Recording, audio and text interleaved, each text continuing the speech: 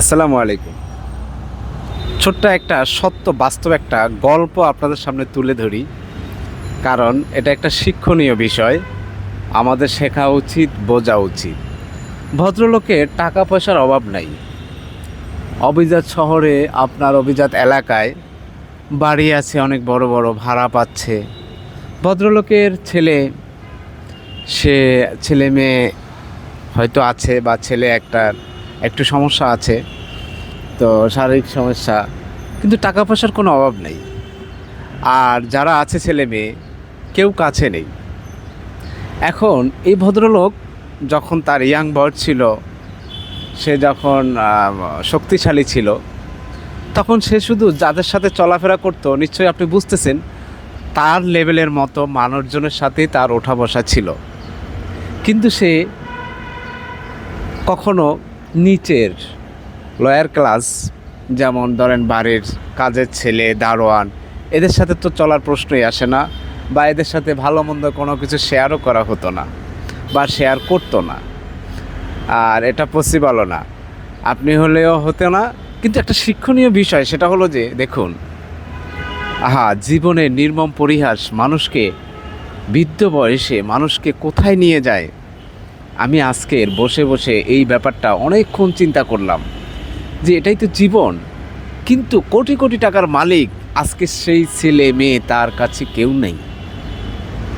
ওই যে বললাম, দারোয়ান, তারাও বৃদ্ধ হয়ে গেছে, কাজের ছেলে, এখন তাদেরকে ধরে তাদের ঘাড়ে হাত দিয়ে তাকে চলাফেরা করতে হয়।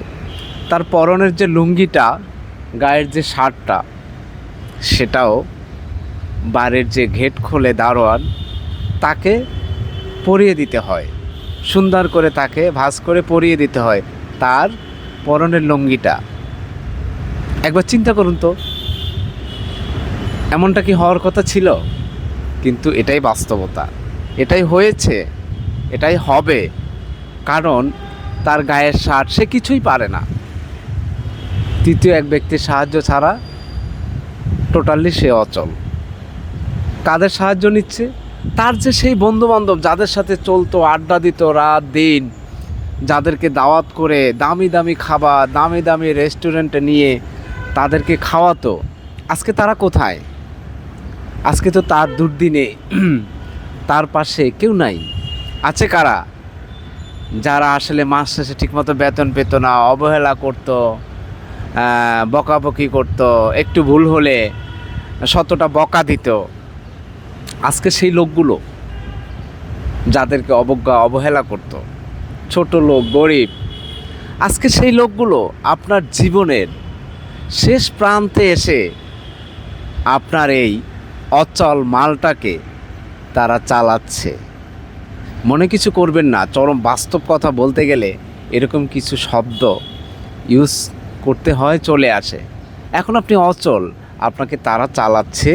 বাকি যতদিন আপনার হায়াত আছে, এভাবেই আপনাকে চলতে হবে। একবার চিন্তা করে দেখুন আমাদের জীবনটা কেমন। এই জন্য বলি, অহংকার, দাম্ভিকতা, এগুলো কিছুই না রে ভাই, এক নিমিষে শেষ হয়ে যেতে পারে।